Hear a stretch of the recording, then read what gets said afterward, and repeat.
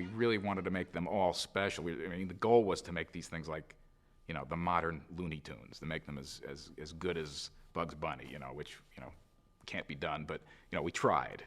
As far as development goes, we just would, you know, kick it around, come up with the funniest personalities we could for these guys.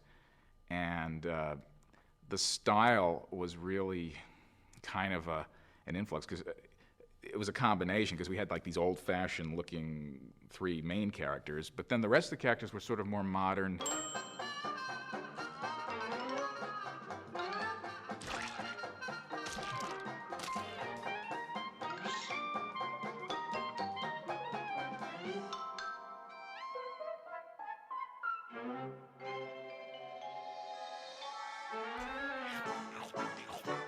I remember you came up with this idea of the ducks, and the Warner Brothers idea, using the name. Right. Well, we had all our success with the Tiny Toons, and we had done Plucky, and we originally were thinking the series was going to be like the new Plucky Duck show. That was Steven was pushing for that because he wanted a billboard name. So that's kind of why we tried some ducks. We didn't want to just do more Plucky. So, and I had always liked these little duck characters I had from like way back when from college. And so I handed those drawings out, and everybody kind of took a pass at these ducks. Yeah. We got some very cute ducks from, like, I think Lynn Naylor and you and Rich and Ken Boyer. And so when we went to Steven with this new variety show, and like Tiny Toons, it was kind of a variety show. And so we wanted a nice mix of characters. And we pitched these shows to Steven, and we had all sorts of different characters. We had like, that didn't make it. Yeah, we had like Bossy Beaver and Doyle that didn't make it. We had a Letizia couple of raccoons. Didn't happen. All kinds of stuff, yeah. We had like Petri dish adventures. You know, we just had a bunch of... Oh, yeah, that's right. Yeah, the amoeba thing. That's right. Well, you know, it was like a soap opera with amoeba. It was just bizarre. So we showed all these to him, and he picked out a bunch that he liked. His kids picked out Mindy and Buttons. Right. And he liked the ducks. He said, but, you know, ducks are overdone. We got a lot of ducks. So we went back to the studio on Monday, and we said, okay. We got to come up with something else. So we put red noses on these ducks, and we changed their colors, and they did start evolving into the Warners. I remember, too, that there was talk. We had done a Tiny Toons where there were these characters called Foxy and Roxy. Exactly. That were black and white characters from that, you know, years ago. Two-Tone Town. Yeah, that was the episode. Yeah, and so we talked about how about that? How about we kind of go back to those old characters like that? And that's how we ultimately color them. I think we went from blue, and then we said, oh, let's go with the whole black and white thing. Black and white thing. And about that time, again, he wanted the marquee name, so and we were doing a lot of meetings on the lot, and eventually it evolved into these wacky. Sort of generic cartoon characters lived in the water tower.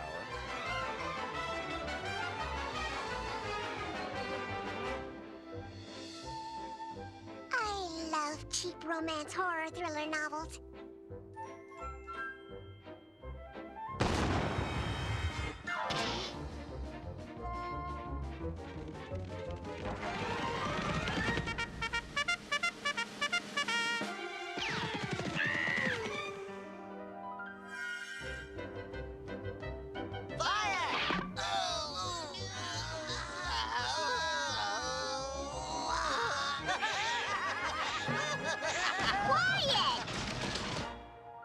Before we went on the air, we actually put a balloon of Yakko Warner on the water tower because we thought that would be a good promotional thing.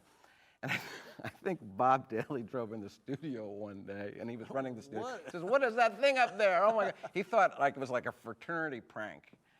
Many people were involved in the final refinement and development of these characters. Right. Bob Daly himself added the little whisker. I mean, we took the drawings to him, and he said, oh, you know, we need some more texturing on these guys. And he actually added the little whiskers on the edges of Yakko and We Wacko. had actually gone fairly We said, no more far. drawing from you, Bob Daly. We had gone fairly far by that point, and we actually had models of the characters without the whiskers and that, and had started. We were actually making cartoons. We were actually making cartoons, so we had to talk to some of the animation people and tell them, hey, you got to put these whiskers on them now.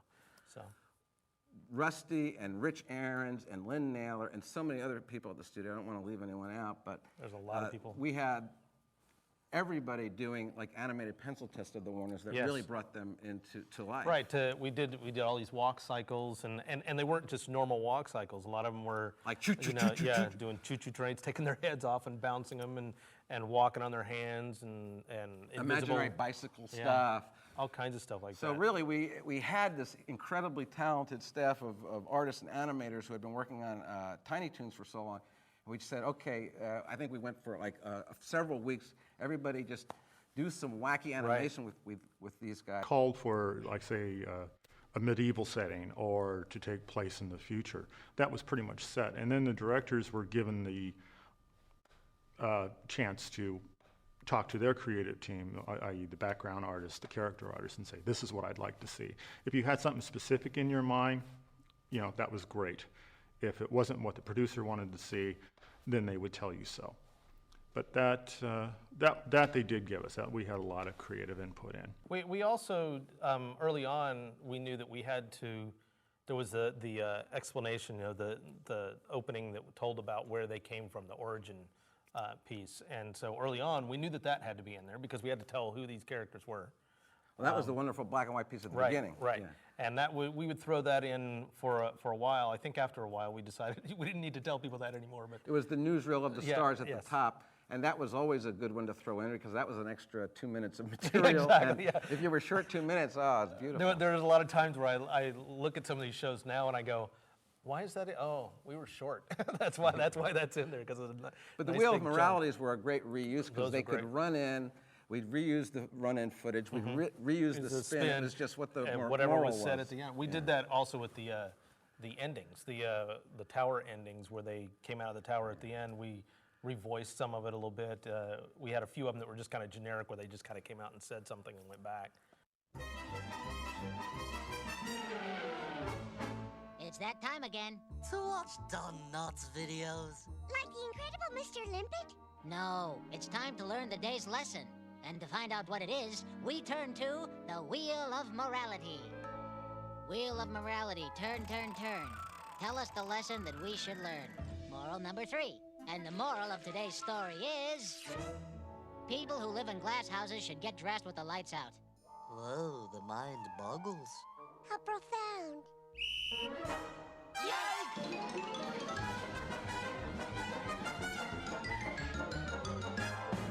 Characters like Dr. Scratch and Sniff, that was a drawing of Alfred Jimenez. It was just hilarious. I mean, to this day, we still wonder, do those glasses actually come off his head? But we knew that there needed to be this psychiatrist that was going to have to deal with the kids. And it just kind of came from that drawing. And what's kind of funny about it is that I remember he had done, I believe, the very first cartoon was Scratch and Sniff.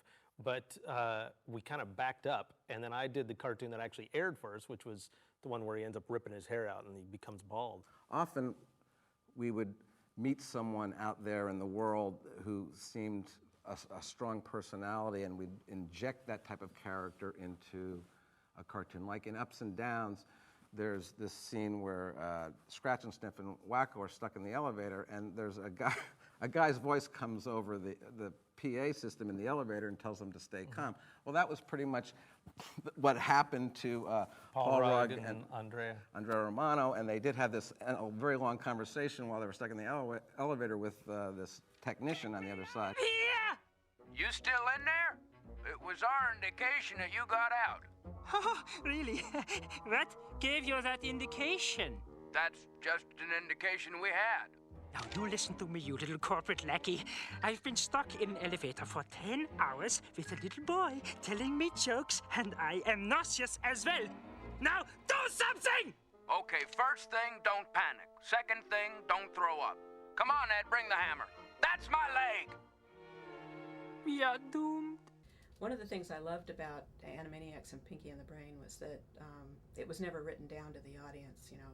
We always assumed that the people watching it liked what we liked and laughed at what we laughed at.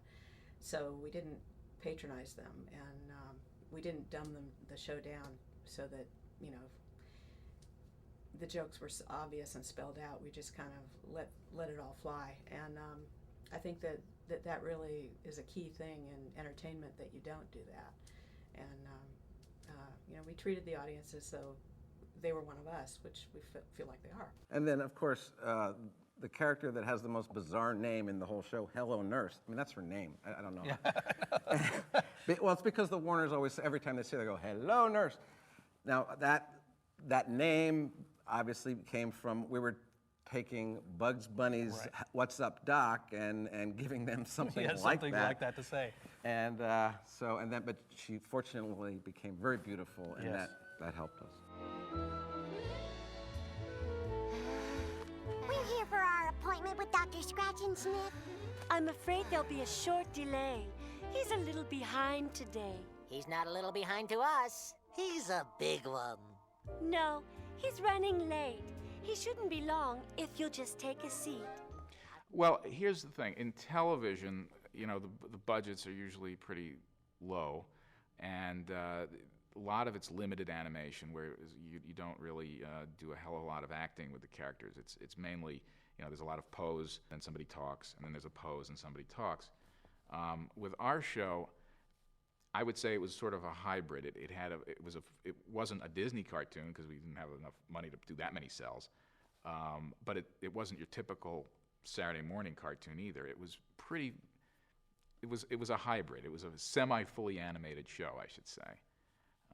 So you had a lot more cell count, meaning, you know, a lot more drawings per second, and you had a lot more acting in terms of like full body acting. So it wasn't like, you know, like The Simpsons, where somebody just walks in and talks and doesn't make, you know, our characters actually acted. You know, the whole body would work, the head would work, with you know, the line going through the head right through into the tail. Everything would, you know, flow. So we're pushing for a more classical type of cartoon.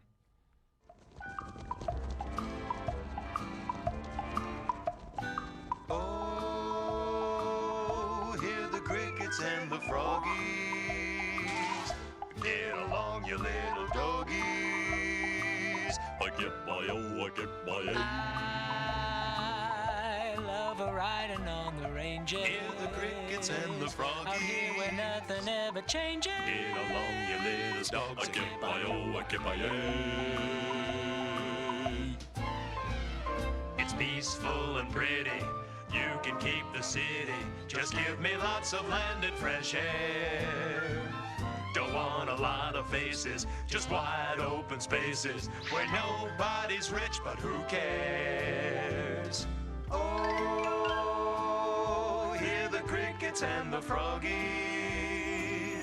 Get along, you little doggies. Look, I found a piece of gold. Yep, he found a piece of gold. Yep, I found a piece of gold!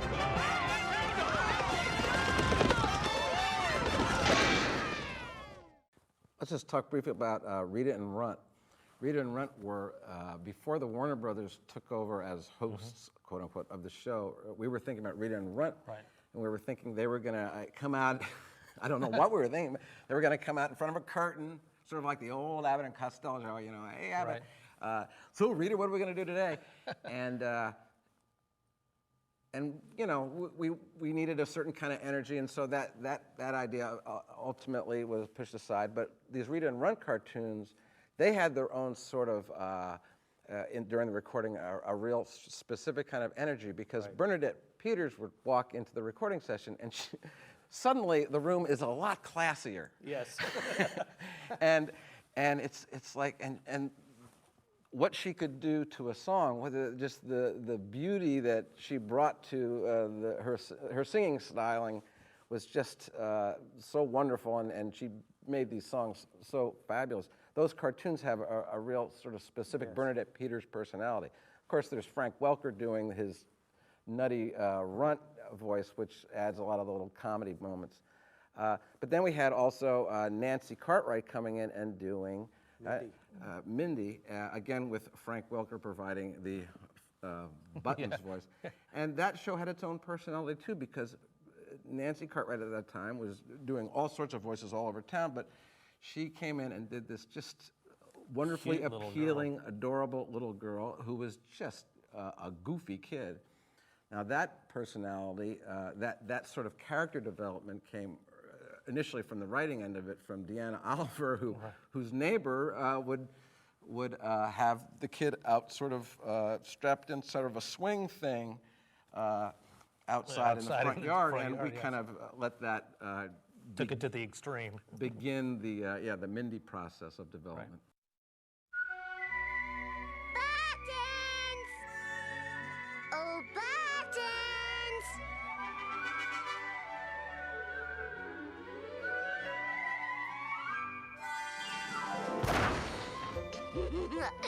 Silly puppy.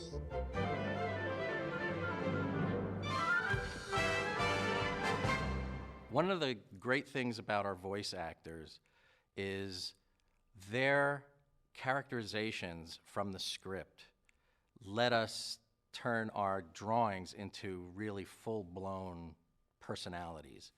All the voice people were so much fun to work with. Like I said earlier, when they would ad-lib things, they're all, we would use that stuff. We would try to use some of their ad-libs. Most of our voice people are good improv actors. They're good on-screen actors too. I mean, they're consummate actors, and they could just do these great voices and impersonations. So anytime we needed like a celebrity, they would do that, and it would match perfectly with the drawings we would use for that. And we had our character designers were really good at drawing good caricatures of like movie stars and stuff that we would put in our show. Larry Kling live here with Suzanne Slimmers and the Thigh Monster. Let's take some calls for Suzanne. Hello, Bangor, Maine. Suzanne, how do you stay looking so good? 3 words. Thigh monster. I could watch that for I hours. remember the recording session, I remember the audition session when we were trying to get Wacko wrapped up. And we had really brought in many different actors, and we were just sort of walking around. We didn't know what we were doing with it. We knew he had the red hat backwards, and he looked cute, but we were just saying anything you want to try. And so we had a list of celebrity names in the back, and so Jess Harnell walks in, and he's quite an accomplished impressionist. He can do different things. So we were having him try him as, almost any sort of celebrity that he could think of. And we were giving him a list. Do you do Ed Sullivan? I mean, not that we wanted Ed Sullivan, but so we said, well, how about, do you do any kind of a Beatles thing? And he went through and he did impressions of all 4 of the Beatles, and they were different. And it was like, oh my golly. So we put several of his audition takes on the tape, and so from that tape, Steven had a last shot to go over them, and he very much liked Rob, and he very much liked Tress, and he very much liked one of Jess's Liverpudlian things.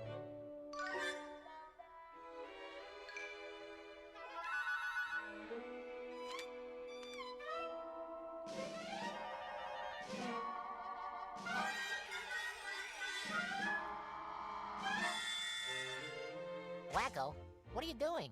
Working on a gookie for the new season. You know, something funny like my old one.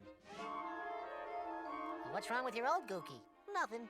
I just want to come up with something new, something fresh. Okay.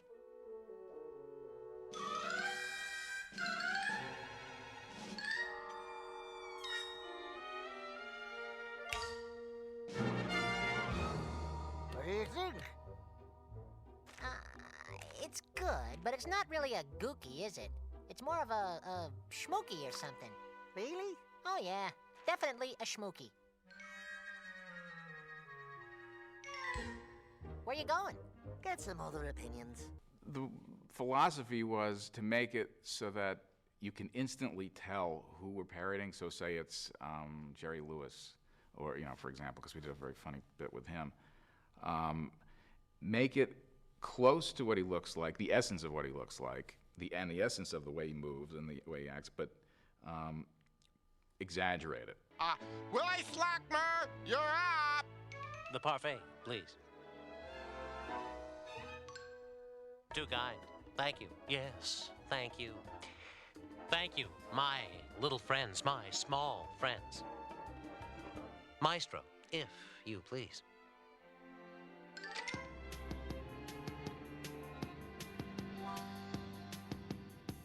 Ba, black sheep. Have you any wool? Yes, sir. Oh, yes, sir. 3 bags full. I think there's something missing. Like talent? 3 bags, 3 bags. 3 bags full. Thank you, my little friends, my small friends. It seemed like if you were on an Animaniacs as a celebrity or as a movie spoof, that's kind of like a compliment that we would do something. Oh, well, our movie must be pretty good because they're making fun of it on Animaniacs. So, it kind of became like a little, badge of honor to be made fun of on our show.